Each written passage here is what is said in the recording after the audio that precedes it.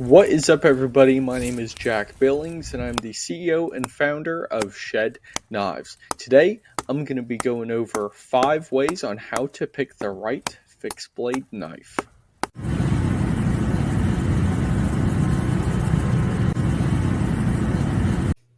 Alright, so it can be kind of tough to pick the right fixed blade knife for those of you who are new to the knife industry, or maybe some of you are experienced with knife collecting and knife using, but still, it can be very difficult to find the right one for the task at hand and for the individual. So I've broken the video up into 5 parts, starting with number 1, task, number 2, environment, number 3, material, number 4, sheath, and number 5, country of origin. So let's move into point number 1. Point number 1, task.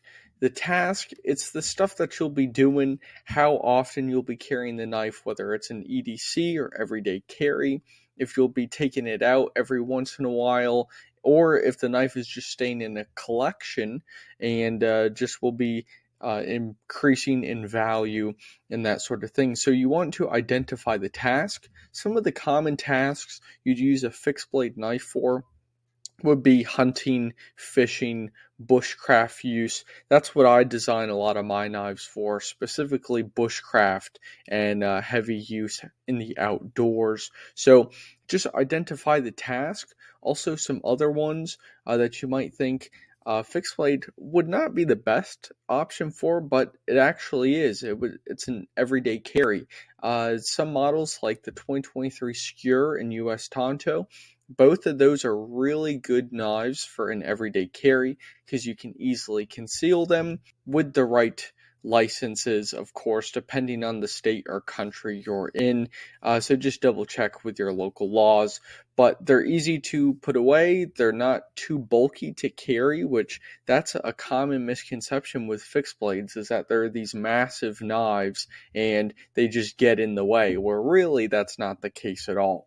So be sure to identify the task or the variety of tasks you're trying to accomplish.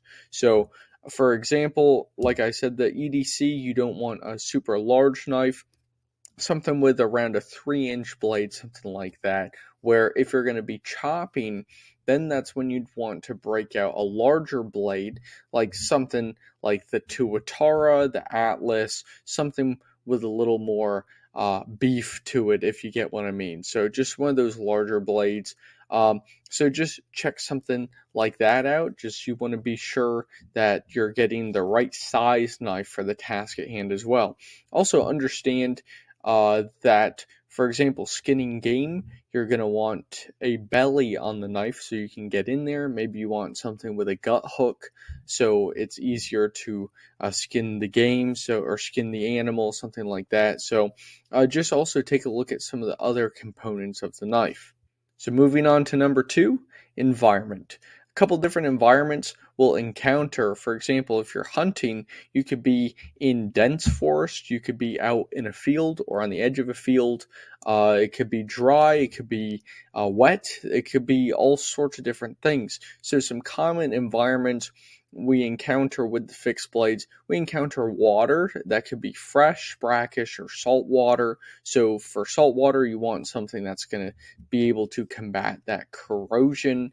If you're going to be carrying it as an everyday carry, so in the city, you don't want a knife that's going to be very flashy or something that's going to draw a lot of attention. So be sure you're taking that into consideration as well.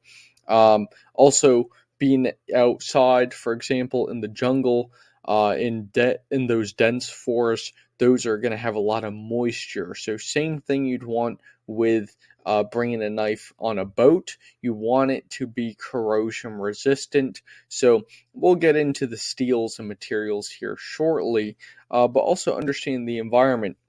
You might have a really good knife for cutting line and braided line, stuff like that for fishing, but the knife may be a high carbon steel that if you drop it in the water and you don't clean it off right away, that there's going to be some corrosion there later on. Within the 24 to 48 hour time period, you'll start seeing corrosion show up on that blade. So you just want to be aware of where you'll be bringing the knife.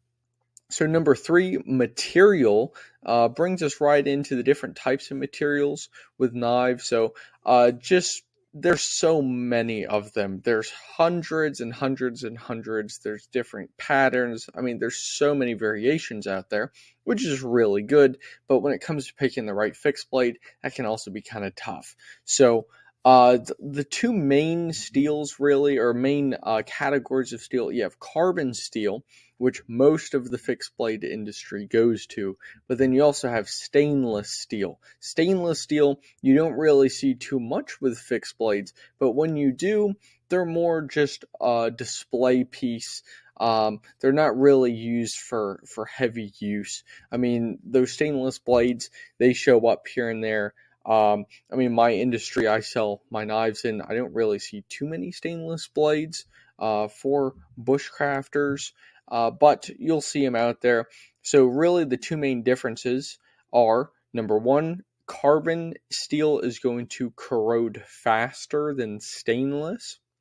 Number 2 is strength. Stainless is going to be weaker than the carbon steel. And it really comes down to the carbide structure, or the carbon molecules in the steel makeup, pretty much. So the more carbon, the stronger the knife.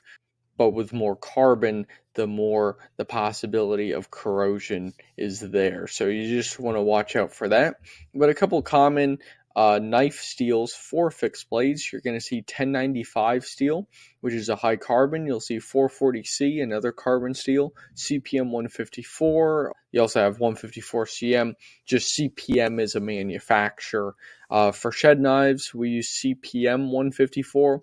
It's kind of like the big brother of 154 CM, if that makes sense. It's just a little bit better, cooler, works better. The carbide structure is more uniform. So CPM, anything you see with CPM, could be CPM S30V, stuff like that. They're just going to have a better steel.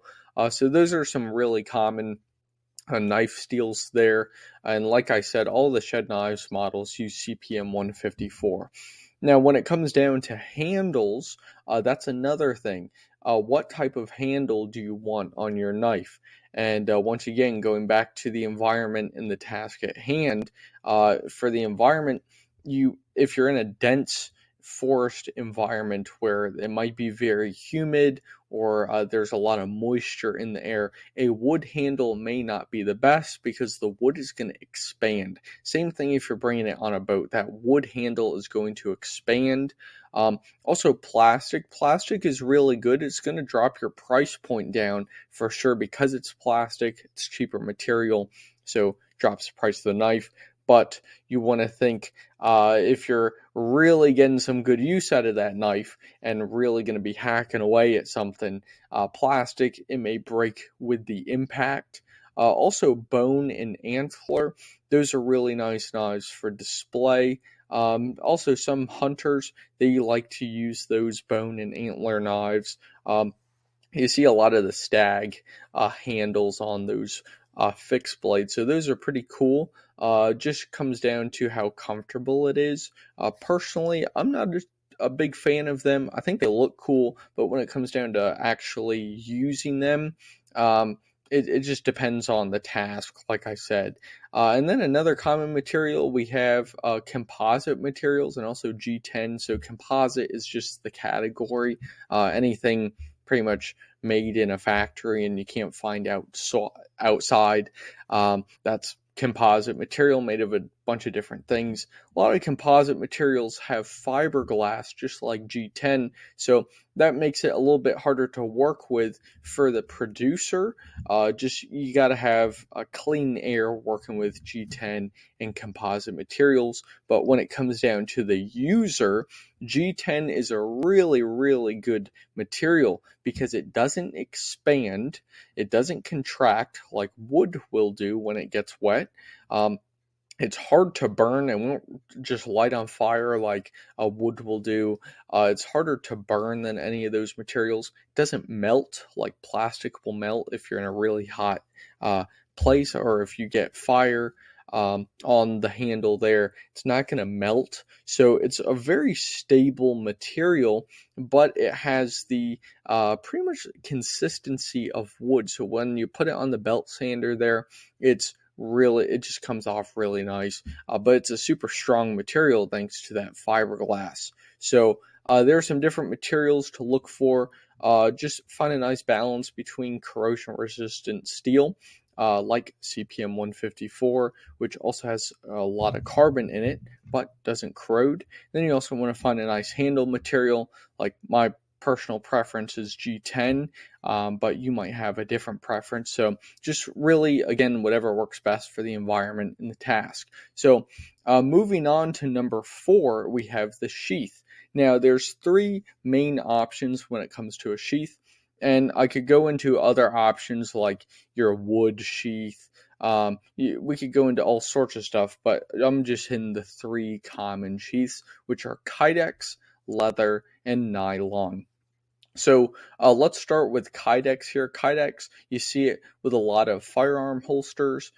They're really nice. It's a nice plastic, tough plastic pretty much, that can be molded to whatever. It can be used for folding knives, fixed blades, firearms. It's used for so much. So Kydex is a really cool material. It's pretty affordable from a manufacturer standpoint. It's easy to put together.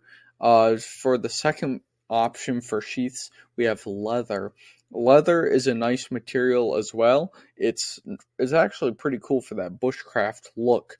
Just a couple cons of leather is that it can be quite expensive if you're getting a natural, like a real leather, a genuine leather sheath. So also putting it together, making the leather sheath is pretty simple. I haven't made any sheaths myself, but from what I've seen and what I hear, making a leather sheath, depending on how detailed you want to go, it's not too difficult to put together, so that helps with cost as well. Also, nylon, you're going to see that with a lot of your cheaper fixed blades, and usually they have a plastic insert in the knife sheath. So just a pretty cheap material. I'd stay away from nylon if possible, but if it's worth saving the extra penny, then go for nylon. But Kydex and leather, those are really good materials. Kydex is also easier to clean. Now, if you get sand in your sheath and you put your knife in, it's definitely going to scratch up your blade. But if you clean out the Kydex sheath, which it is plastic, so it's easy to clean, you shouldn't have any issues with cleaning it out. So Benchmade is also known for doing a lot of Kydex sheaths, same thing as Tops knives. Essie has something very similar. They have their own type of Kydex pretty much. It's not called Kydex though, but very similar.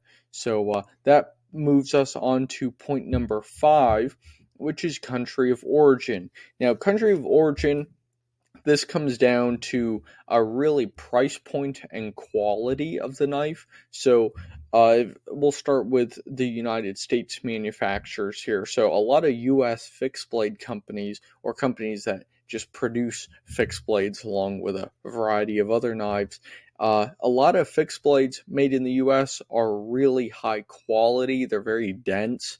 They're just a nice knife to start with, and they'll last a long time. A lot of U.S. companies, they have these really, really good warranties, where if you break it, for example, Essie knives, if you break the knife, you just pretty much send it to them and they'll send you a brand new one, and it's really a no questions asked warranty there. So more information is on their site. Similar things are with Buck and Tops knives. So really good warranties. Shedknives has a lifetime guarantee. So if you have any issues with your knife, maybe a handle pops off or something happens, then you just send the knife back to Shedknives and we'll replace it and just get you back out into the field there. So American companies have both high quality fixed blades and really good warranties, but some companies making product like the fixed blades here in America, it's going to be more expensive primarily because of labor cost. So that's the big thing there. So, depending on the company you find, you can get fixed blade knives made in the U.S. For $300, $400, $500. They can get very expensive, but especially if they're handmade knives, they can become very expensive. But for example, shed knives, you can get them all the way up to $180. They start at $120, sheath included, all handmade. So a very good price point there for the United States quality. Moving on to some other countries here. Germany, they make some really nice knives. They're known for their steel. Now, German steel is very good. There's all sorts of different types of German steel, but German and Japanese steel, both are very good. Japanese steel tends to be used more in the kitchen applications compared to being used in the field. But when it comes down to sharpness, both of those countries produce a great edge. Even in Europe, some of you may be familiar with the Mora knives or Mora kniv. That's a very affordable company. You can get a nice fixed blade for roughly $10, and it's a plastic handle. It's a nice blade with a Scandi grind. So Mora knives, those are actually pretty good. But again, we're dealing with quality here. Yes, you can get a nice $10 knife, but you're going to feel the difference compared to a US knife for around that $100 mark. So it just depends on what you're comfortable with spending.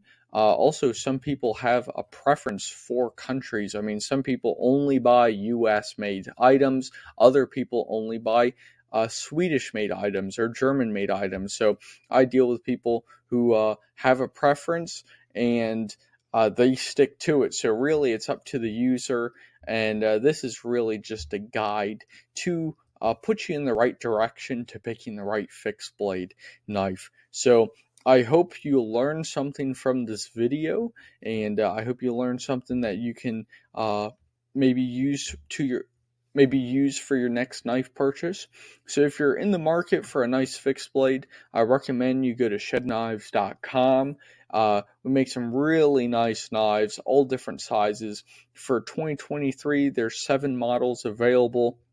There's the Skewer, US Tonto, Resilience, Conquest, Sheepsfoot, Tuatara, and the Atlas, all in order from smallest to largest. So really nice knives in CPM 154 with G10 scales and a Kydex sheath. So I put the total package together, so you can check out the link on the screen here or in the description. So you can go ahead and check that out. I would certainly appreciate that. So thank you guys for watching. If you liked this video, go ahead and leave a like. And if you want to see more videos like this in the future, go ahead and hit that subscribe. I would appreciate that as well.